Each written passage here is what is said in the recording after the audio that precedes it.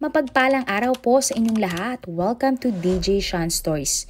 Turn on your notification bell, like and subscribe para sa crime stories araw-araw.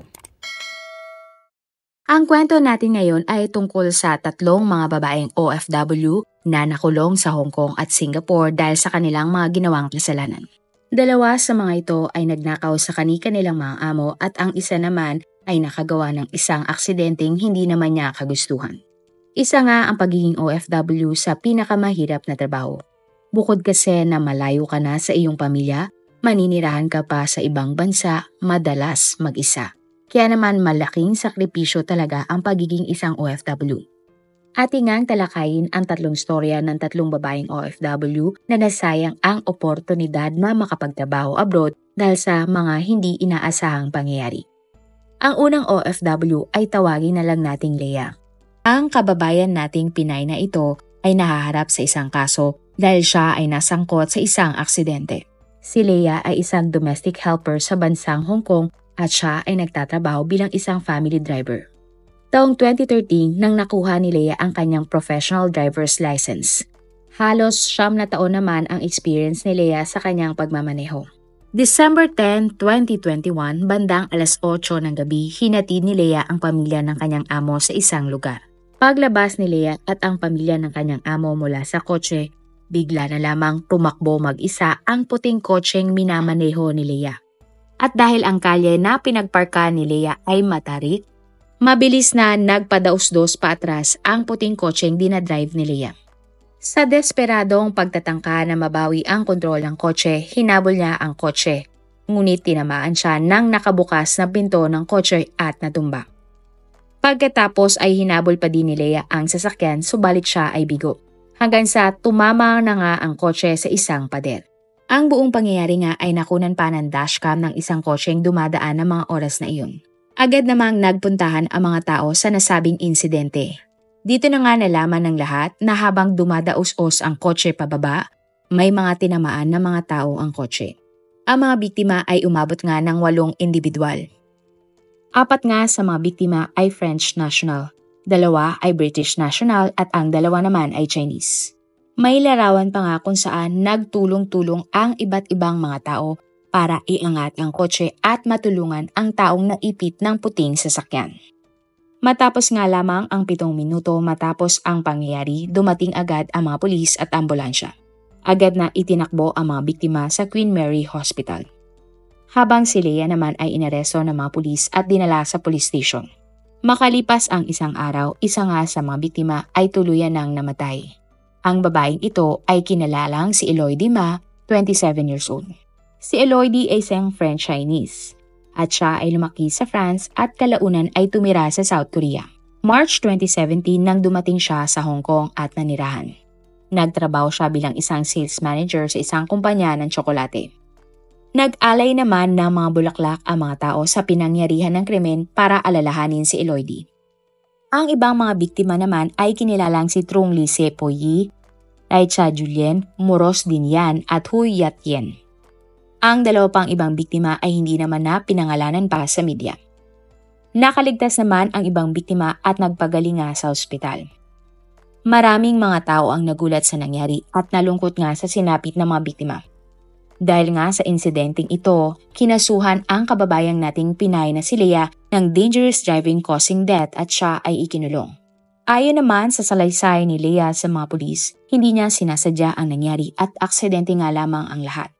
Nang nagpark nga daw si Leah sa pinangyarihan ng insidente, hindi niya na handbrake at hindi niya nailagay sa parking ang kambyo at naiwan lamang niya sa neutral ang kotse. Kaya naman nang umalis at bumaba si Leah sa kotse, mabilis na lamang itong umatras at dumaus-os pababa. December 14, 2021 ang unang trial ni Leah sa korte. Sinamahan ang Pinay ng kanyang mga kaibigan. Hindi siya nagsalita sa korte pero ang kanyang abogado ay nag-plead ng not guilty para kay Leah.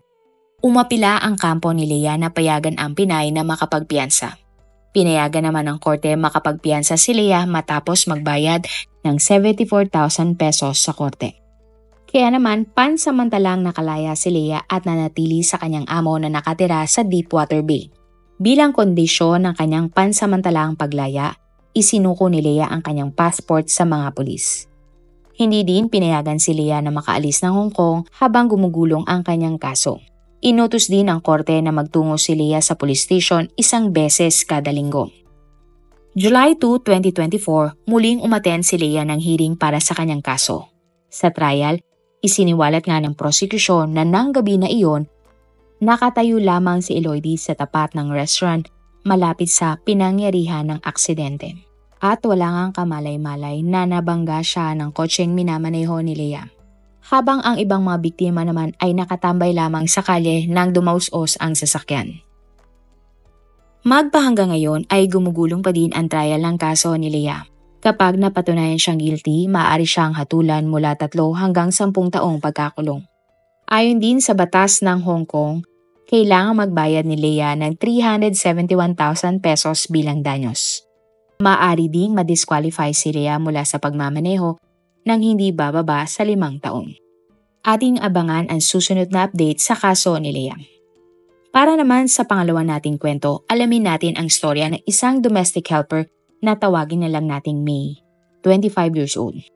Si May ay isang domestic helper sa Singapore. Wala namang lumabas ng impormasyon kung kailan nakarating si May sa Singapore para magtrabaho. Pero ayon sa mga article, si May ay 1 taon na sa kanyang pinagtatrabahuhan na pamilya. Ang amo ni May ay tawagin na lang nating Amy. Nakatira si Amy sa 2nd floor ng isang apartment complex o mas kilala bilang flat. Nagmamay-ari si Amy ng isang maliit na convenience store o tindahan.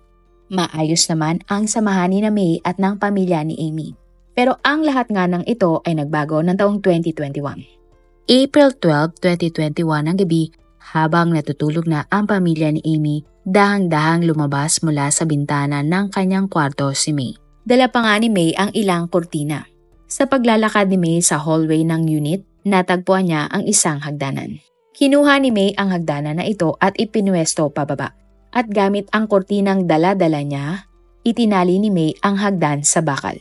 Nang sa gayon nga ay hindi gumalaw ang hagdan at ligtas na makababa siya sa apartment. Nang nakababa na si May ng apartment, agad siyang sumakay ng isang taxi. Bandang 12:00 ng madaling araw, nang nakarating nga si May sa tapat ng convenience store ng kanyang mga amo.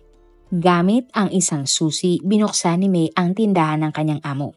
Pagkatapos, nagpunta siya sa kaha de yero nito at kinuha ang mga perang laman ng kaha. Sa 3 mga article o balita, magkaiba ang sinasabing halaga na ninakaw ni May mula sa tindahan ng kanyang amo. Sa isang balita, sinasabi na 164,000 pesos ang kanyang ninakaw. May nagsabi din na 103,000 pesos ang kinuhang pera ni May. At ang isa naman ay sinabi na 195,000 pesos ang napunta kay May matapos niyang pagnakawan ang kanyang mga amo. Nang nakapagnakaw na sa kanyang amo, sumakay ng isang taxi si May pauwi. Muling dumaan sa bintana si May para makapasok pabalik sa apartment ng kanyang amo. Nang nakabalik na si May sa apartment, nagpunta siya sa storage room ng bahay. Tinago ni May ang nakuha niyang pera sa 6 na iba't ibang parte ng storage room. Pagkatapos ay nagpunta si May sa kanyang kwarto at natulog na tila walang nangyari. Kinabukasan, April 13, ang amo ni May na si Amy ay maagang nagpunta sa kanilang convenience store. Nang buksan ni May ang kaha de yero, laking gulat niya nang nakita ito na wala ng lamang pera. Takang-taka si May kung paano nga nawala na parang bula ang pinaghirapan niya at ng kanyang pamilya na pera. Agad na ipinaalam ni Amy sa kanyang anak na si Chen kung ano ang nangyari. Lalo na't si Chen ang nagsara ng kanilang tindahan kinagabihan. Agad namang tumawag ng mga pulis si Chen. Pagdating ng mga pulis, una nilang tiningnan ang CCTV ng convenience store. Pero hindi naman na isinapubliko pa ang kopya ng kuha ng CCTV na ito. Pero matapos panoorin ng mga pulis ang kuha ng mga CCTV, sinabi nilang babaeng payat ang nagnakaw sa pamilya ni na Amy at Chen sa kanilang convenience store. At ayon sa sinabi ng mga pulis na description ng magnanakaw, isa lamang ang pinaghinalaan ni na Amy at Chen.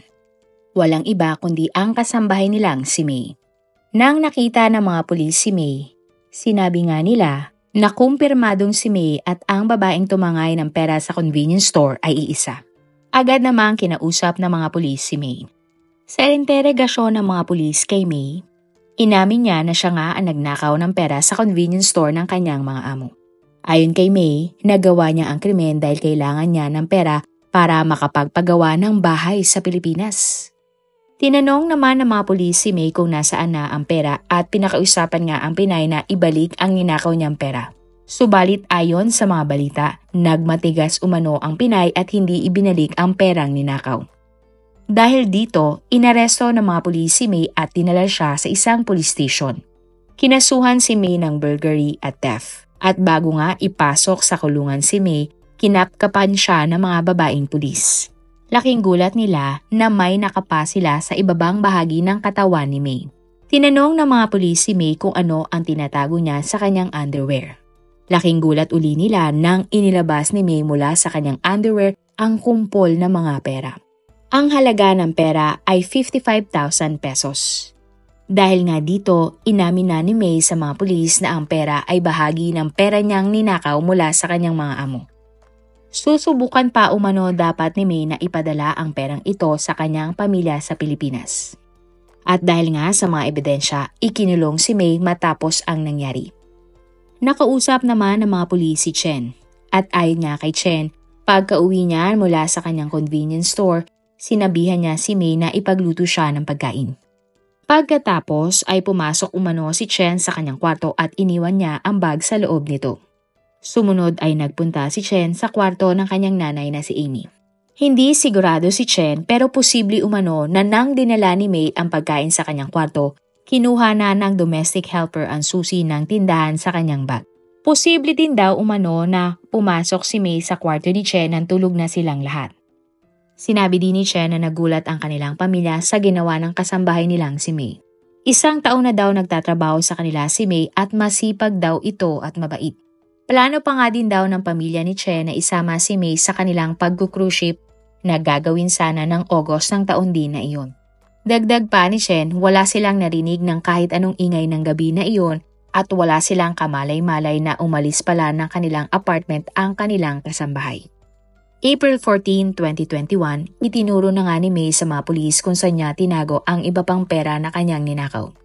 Naibalik naman sa buong pamilya ni na Amy at Chen ang 195,000 pesos na ninakaw ni May. June 22, 2021 na nagsimula nga ang trial ni May. Nagplead si May ng guilty sa mga kasong burglary at theft. Bago siya hatulan, nagsalita sa korte si May. Sinabi niya na, "Ako po ang breadwinner ng pamilya ko sa Pilipinas. Nakikiusap po ako sa inyo, Your Honor. Sana bigyan niyo ako ng mababang hatol. Nang sa gayon ay makabalik ako agad sa pamilya ko sa Pilipinas." Sa huli, napatunayang guilty si May sa mga kaso laban sa kanya.